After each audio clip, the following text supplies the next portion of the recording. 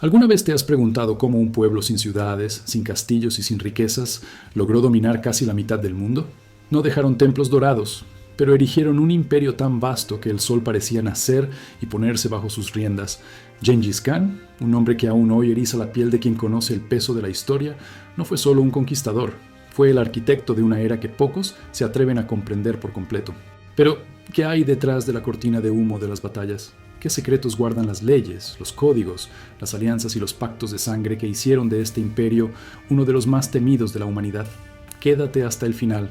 Los detalles que descubrirás aquí nunca fueron mostrados en los libros, y algunos detalles todavía son motivo de disputa entre los más grandes historiadores de la humanidad. Antes de continuar, no olvides suscribirte al canal y activar las notificaciones. Si estás viendo esto en la televisión, escanea el código QR de la pantalla con tu teléfono y suscríbete al canal. Quizás creas que conoces esta historia, pero lo que nadie te ha contado es que el imperio mongol fue más que invasiones. Fue estrategia, fue orden, fue visión. Si quieres comprender cómo civilizaciones se derrumbaron ante tácticas invisibles, cómo reyes cristianos temblaron ante el sonido de cascos a lo lejos, y cómo hasta el clima de la Tierra fue impactado por este dominio brutal, entonces presta atención. Cada minuto de este video es una pieza de un rompecabezas antiguo y poderoso. Suscríbete ahora y activa las notificaciones para no perderte ningún fragmento de este viaje épico. Lo que comienza como polvo en las estepas pronto se transforma en fuego en las murallas de ciudades sagradas. Y al final, quien sobrevive no es el más fuerte, sino el más preparado. ¿Estás listo para ver el imperio mongol como nunca antes lo has visto? Entonces, vamos juntos, porque lo que viene a continuación podría cambiar la forma en que ves toda la historia de la humanidad. En las gélidas llanuras de Mongolia, 5 tribus feroces se espiaban con desconfianza, afilando lanzas mientras el cielo se rasgaba con vientos cortantes. Quereitas, mongoles, naimanos, merquitas y tártaros vivían en un vaivén de alianzas frágiles, cada cual jurando que, esta vez, quedaría por encima.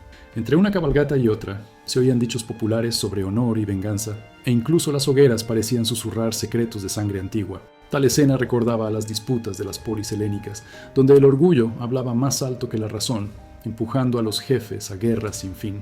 Pues bien, en esta danza de hierro y relámpagos, la dinastía Jin, desde China, pescaba en aguas revueltas, fomentando intrigas para mantener las estepas divididas. Mientras las tribus se enzarzaban, los mercaderes serpenteaban por las rutas de la seda, intercambiando noticias como quien siembra pólvora.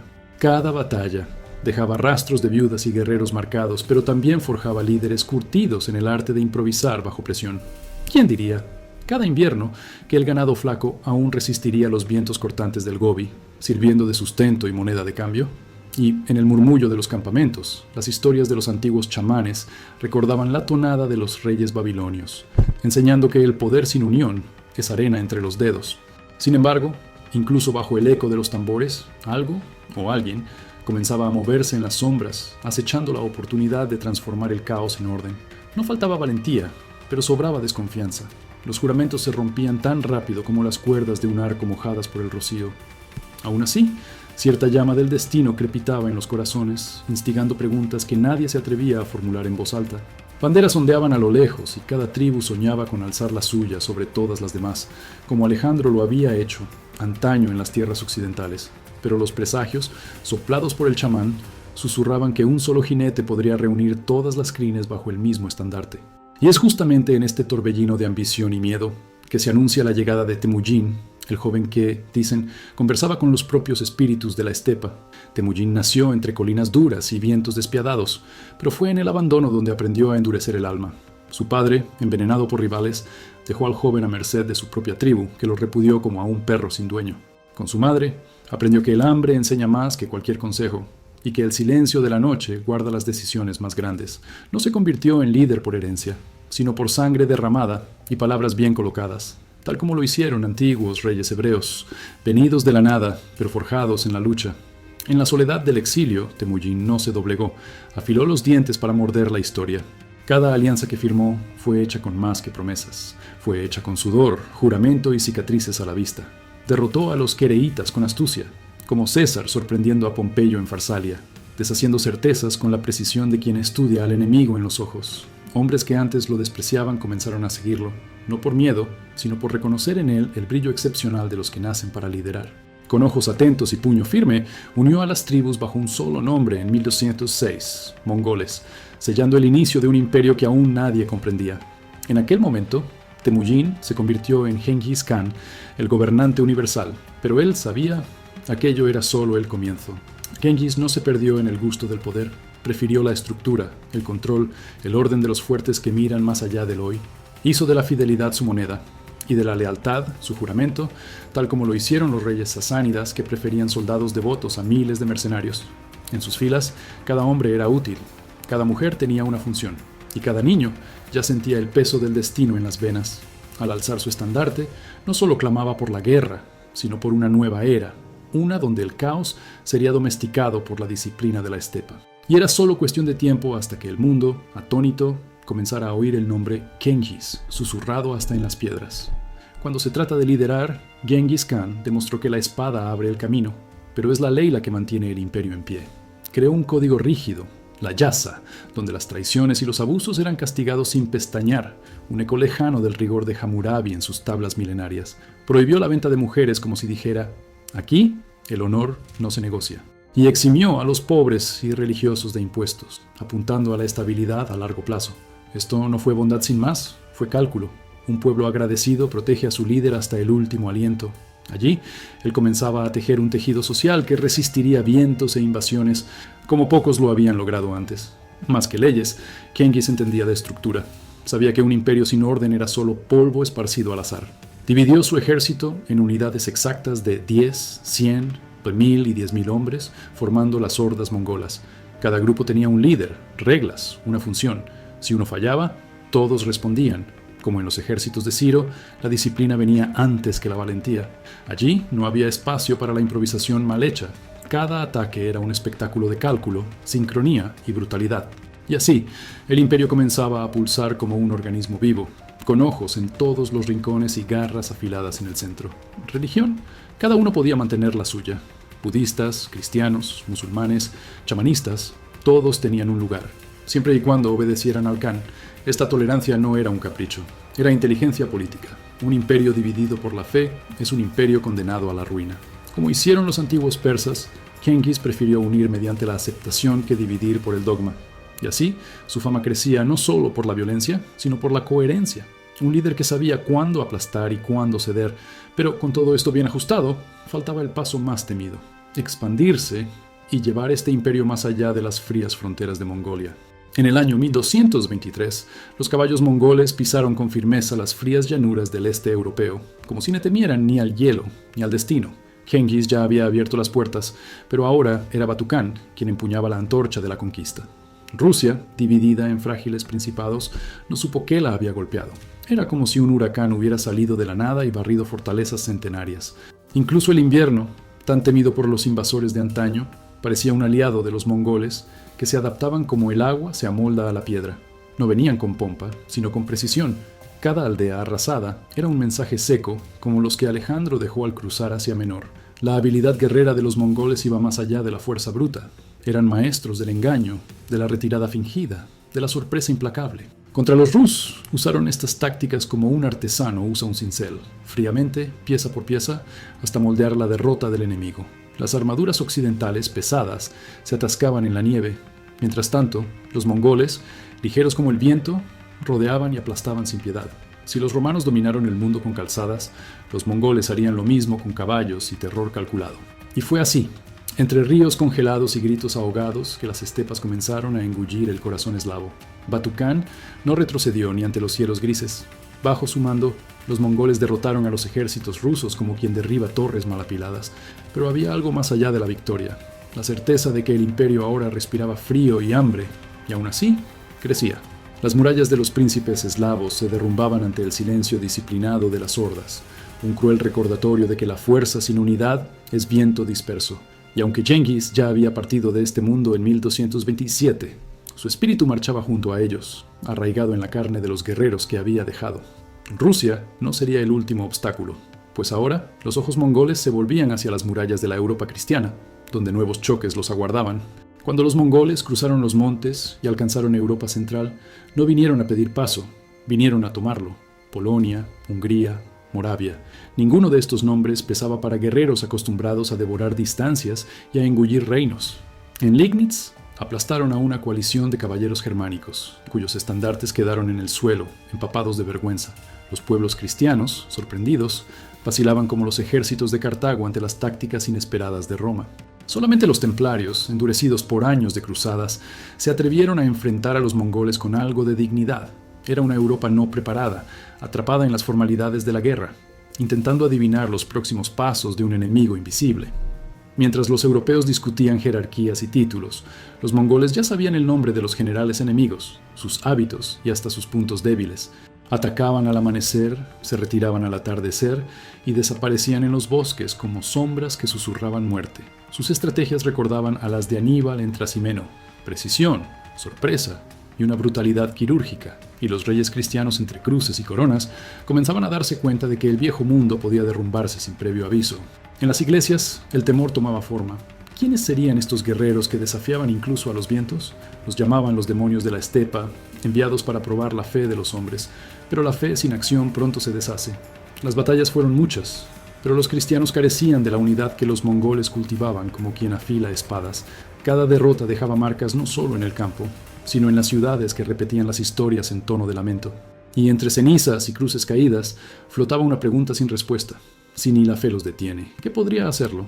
Con la muerte de Ogedei, el equilibrio del imperio vaciló como un caballo sin riendas. Herederos, generales y nobles se miraban entre sí, cada uno sosteniendo su propia versión de la ambición, listos para poner a prueba la lealtad de los otros. Las disputas estallaron entre bastidores como llamas escondidas bajo paja seca, y el imperio, que antes marchaba como un solo hombre, ahora crujía. Durante este intervalo de incertidumbre, las conquistas disminuyeron, y los vientos que antes soplaban victoria comenzaron a girar. Fue en este escenario, repleto de intrigas, que Möngke Khan emergió con la firmeza de quien conoce el peso de su propio linaje. Möngke, a diferencia de algunos predecesores, no quería solo heredar, quería reformar. Traía consigo el recuerdo de las órdenes de Genghis, pero también la percepción de que el mundo había cambiado desde entonces. Centralizó el poder, organizó los tributos y fortaleció la administración como quien refuerza las murallas de un castillo sitiado.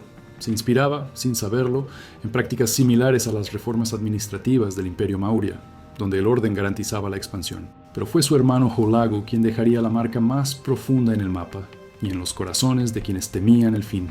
Hulagu marchó hacia Oriente Medio como un huracán de hierro, enfocado en quebrar lo que parecía eterno. En 1258, Bagdad, orgullo del califato abasí, cayó ante sus fuerzas como una torre de marfil vencida por la tormenta.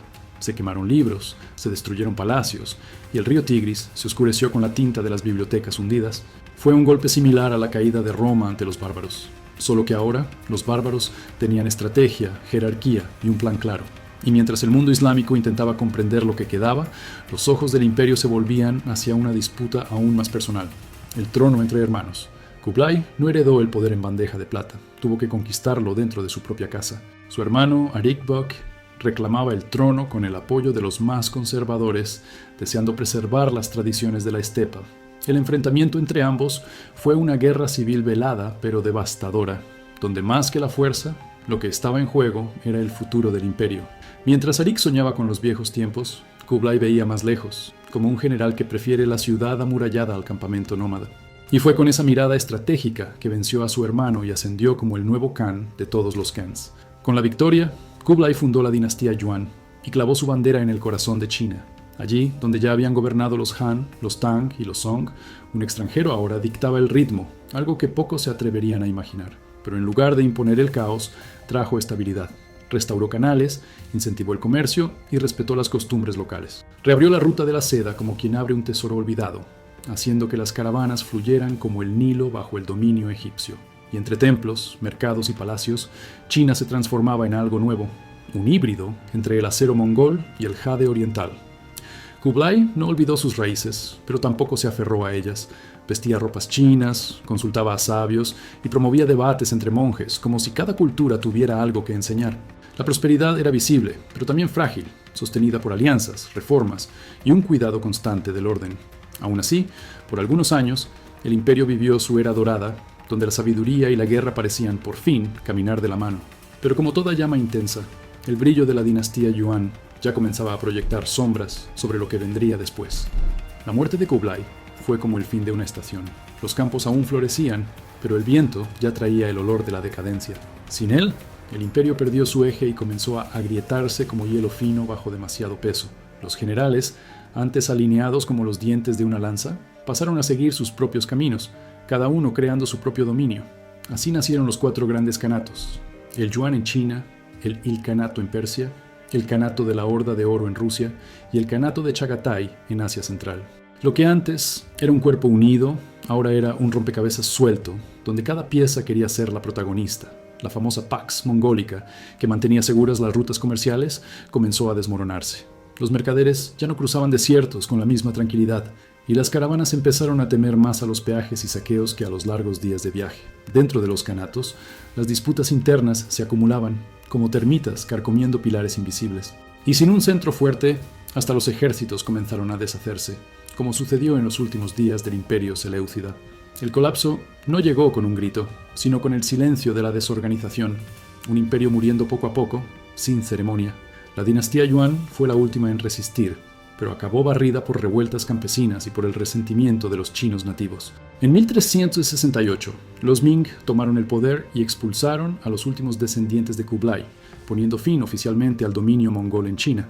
Sin el liderazgo unificador y la fuerza que antes unía las diferencias, los kanatos comenzaron a derrumbarse en guerras locales, alianzas rotas y traiciones. Lo que un día fue el imperio contiguo más grande de la historia, ahora era un recuerdo, una ruina y un eco. Pero incluso en las cenizas, algo persistía. El nombre de Genghis aún se susurraba en las estepas como una profecía jamás olvidada. Genghis Khan, más allá de sus hazañas militares, dejó un rastro de fuego y silencio en los territorios que tocó. Se estima que sus campañas resultaron en la muerte de cerca de 40 millones de personas, una cifra que sobrecoge como las guerras de Darío contra los griegos. Ciudades enteras desaparecieron del mapa, bibliotecas fueron borradas de la memoria y poblaciones reducidas al polvo de eras pasadas. Su nombre, en muchas culturas, todavía se pronuncia con una mezcla de miedo y admiración, como si su espíritu aún rondara los desiertos. Pero no todo lo que quedó fue sangre. Hasta el clima, dicen algunos, sintió su impacto. La destrucción de áreas urbanas y agrícolas a gran escala habría causado, según algunos estudios, una reducción significativa en las emisiones de carbono. Con menos actividades humanas y la reforestación natural de las regiones despobladas, el mundo respiró más hondo por un tiempo. Es irónico pensar que uno de los hombres más violentos de la historia pudo haber contribuido, sin querer, a un respiro ecológico. Pero no fue una elección, fue consecuencia de exterminios en masa, un equilibrio sombrío, donde la vida y la muerte danzan lado a lado. Así como la peste siguió las rutas abiertas por los mongoles, la reforestación involuntaria también tomó forma. Este legado dividido entre gloria y horror convirtió a Genghis en más que un conquistador. Se volvió un símbolo, para algunos un héroe visionario, para otros un monstruo necesario. Pero todos coinciden en una cosa: por donde pasó su nombre, nada fue igual después. Moldeó la historia con la espada, sí, pero también con ideas, estructura y un implacable sentido de propósito. E incluso después de siglos, su sombra aún se proyecta sobre quien se atreve a estudiar el pasado con los ojos bien abiertos. Entre los secretos de las estepas y las leyendas murmuradas al calor del fuego, los mongoles guardaban trucos que parecían cosa de hechiceros. Durante las batallas, usaban muñecos de paja montados en ponis para simular tropas adicionales y confundir a los enemigos.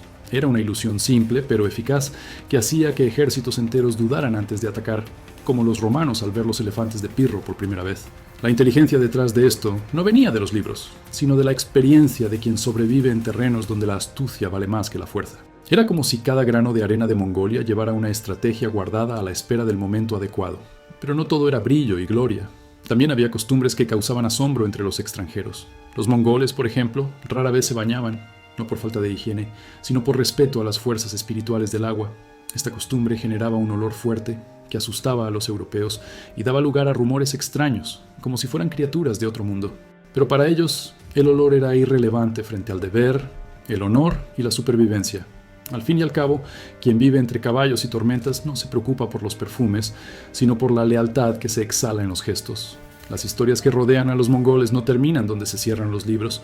Hablan de bebés criados con carne cruda, de guerreros que dormían con un ojo abierto, y de chamanes que leían el viento como si fuera un texto sagrado.